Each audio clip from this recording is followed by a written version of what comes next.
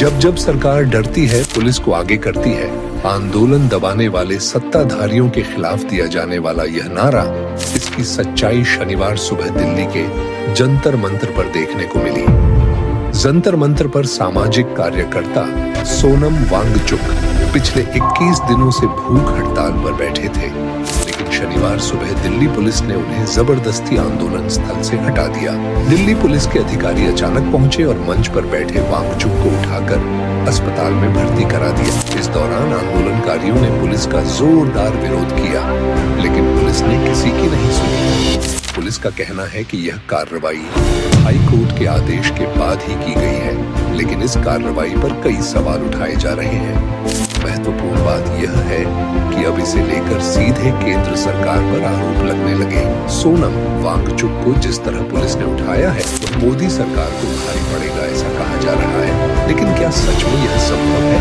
सोनम वांगचुक को हटाने के बाद आंदोलन का क्या होगा? क्या यह आंदोलन मोदी सरकार को भारी पड़ेगा? आइए इस वीडियो के माध्यम से समझते हैं।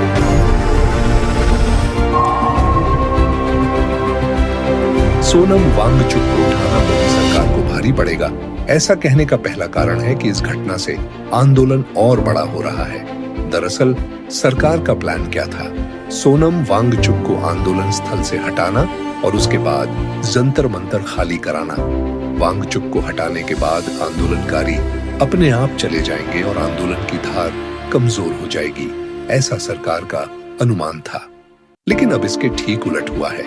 वांगचुक को हटाने के बाद अब कॉकरोच जनता पार्टी के फाउंडर अभिजीत दीपके ने भूख हड़ताल की घोषणा कर दी है। दीपके ने ऐलान किया है कि सोनम वांगचुक को हटाने के बाद सरकार को लगता है कि यह आंदोलन खत्म हो जाएगा, तो यह उनकी गलतफहमी है। हम डटे रहेंगे और 20 जुलाई को संसद पर मार्च निकालेंगे।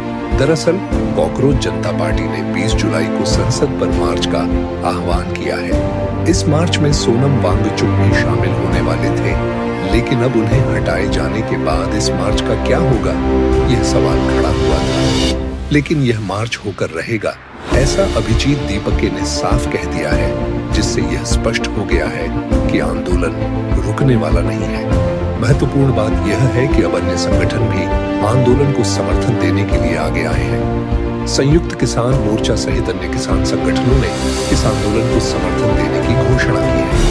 इसलिए 20 जुलाई का संसद पर मार्च भव्य होने के संकेत दिख रहे हैं। इससे पहले 2021 के किसान आंदोलन के दौरान राजधानी दिल्ली की स्थिति बिगड़ी थी। आंदोलनकारियों ने गणतंत्र दिवस के दिन ट्रैक्टर रैली निकाली थी, लेकिन कुछ आंदोलनकारी लाल किले में घुस गए और वहां तोड़फोड़ की। आंदोलनकारियों ने लाल किले के बुर्ज पर अपना झंडा भी फहराया था। अब 20 जुलाई के संसद मार्च के दौरान ऐसी घटना फिर से घटने की संभावना से इनकार नहीं किया जा सकता। संक्षेप में, सोनम वांगचुक को उठाने के बाद भी सरकार इस आंदोलन को दबा नहीं पाई है, इसलिए अब यह घटना मोदी सरकार को भारी पड़ सकती है, ऐसा कहा जा रहा है। ऐसा कहने का दूसरा कारण है कि इससे अब विपक्ष सरकार के खिलाफ एकजुट हो रहा है। अब तक क्या हो रहा था? कॉकरोच जनता पार्टी के आंदोलन को जनता का साथ मिल रहा था, लेकिन विपक्षी दल खुलकर आंदोलन को समर्थन नहीं दे रहे थे। अरविंद केजरीवाल जैसे कुछ नेता जंतर मंतर पर जाकर आए, लेकिन विपक्षी दलों की इस मुद्दे पर कोई एकजुटता नहीं दिख रही थी। लेकिन अब सोनम वांगचुक पर हुई कार्रवाई के बाद सभी विपक्षी दल सरकार के खिलाफ एकजुट हो गए हैं। वरिष्ठ नेता शरद पवार ने केंद्र सरकार की इस भूमिका पर कड़े शब्दों में आपत्ति जताई है। शुरुआत में सरकार ने विद्यार्थियों और युवाओं की मांगों की पूरी तरह अनदेखी की। अब जब स्थिति हाथ से बाहर गई, तब यह कार्रवाई की गई।